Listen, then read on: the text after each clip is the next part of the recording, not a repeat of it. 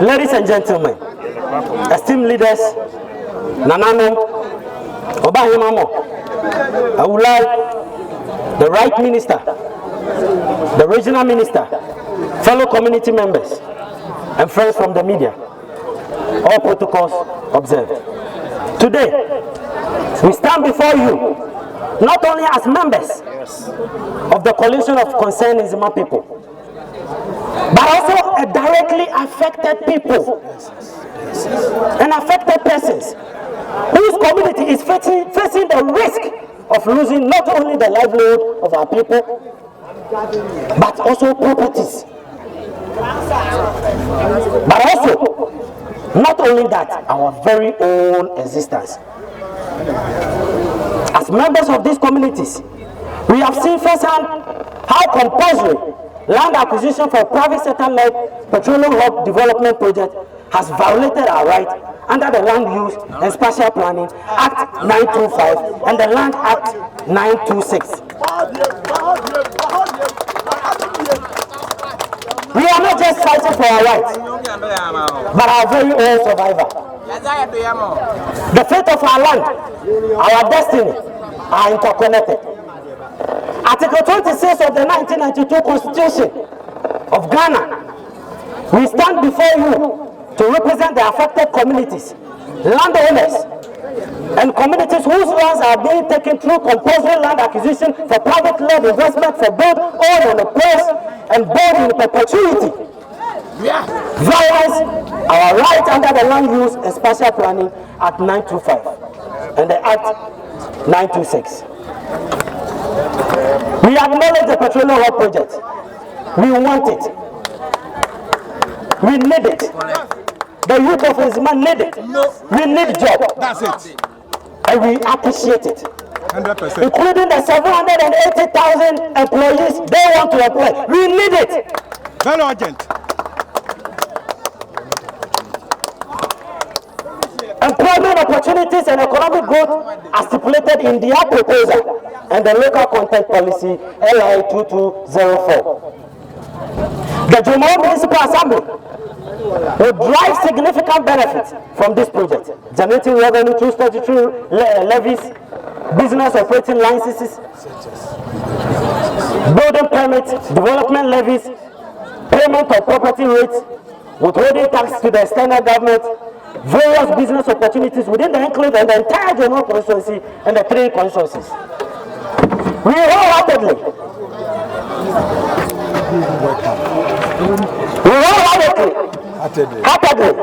welcome these benefits and opportunities, recognizing the project potential to drive growth, development, and improve services in our community.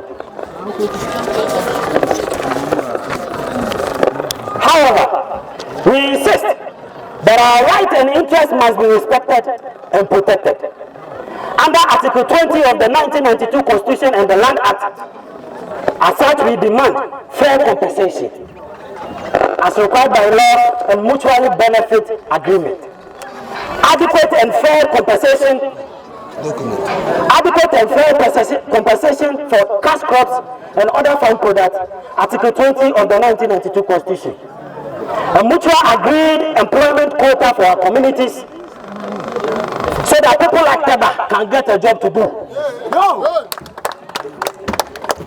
50% for the affected communities and 20% for the entire municipality and Nzima as a whole. Local content policy LI 2204.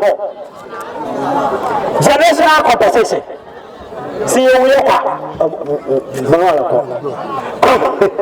Generational compensation, equity in land, and a share in property benefit, Land Act. Re-registration of the landowners, families, and farmers whose lands or farms were inadvertently omitted from the registration processes, or incorrectly registered in other individuals' names, to ensure accurate and rightful ownership documentation. Registration of land belonging to affected communities, individuals, the chiefs, their families in their names with the Lands Commission instead of solely registering the name of the chiefs and rely in Land Act.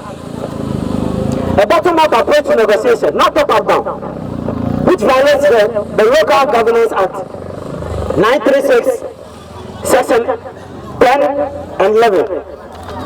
The 20,000 acres demarcated enclave designated for development purposes a significant threat to our livelihood and assists our capacity in terms of land size.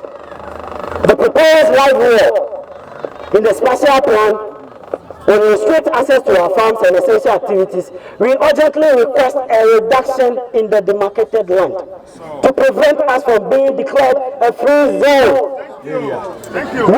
Which we would not limit our access to our farms and livelihood, deprive our chiefs, families and landowners of their rights to manage land for future private investment. We seek a reduction to safeguard our livelihood, our land rights, and the authority of our future leaders. We caution our current traditional leaders and political leaders against relinquishing our land without our proper negotiation, fair settlement, mutual agreement. Instead, our family heads, individual landowners and chiefs are willing to offer the entire land in phases progressively to ensure mutual benefit agreement. Good road infrastructure, communication networks, health and education facilities, Local Governance Act 936, establishment of Science and Technology University, establishment of Science and Technology University here in KABENLAH SUAZO. Effective dissemination of strategic environmental assessment, which is SEA, report in the Petroleum Hub affected communities, considering the need to explain things in the Nzima language. Make available the signed MOU with family heads that shall cover the sponsorship of at least one child or a girl or a boy from each household from primary to university level, and ensure those capable who can access senior management opportunities in the hub companies and the petrochemical industry. Yes. To those outside the enclave, but in Jamaica, who thought it was wrong for us in the enclave to fight for our rights, and to those outside Jamaica who have no say in fighting for our rights, we also lack the locus to comment. And we advise you to desist from that. It is our turn today. Tomorrow it will be your turn. We shall stand to lose our sovereignty, our language, and our survival. We are willing to negotiate and find solutions, balancing development with justice and equity. However, we will seek legal remedies and advocate for policy changes if our rights are violated. Let's work together to ensure development and progress are balanced with justice and equity. Our land, our destiny, we fight to preserve them while embracing sustainable development. The Petroleum Hub project is our own.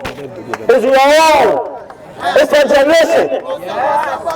And you will not allow to dispose of our land and right. We will be slaves to private investors. Let's give a round of applause to ourselves.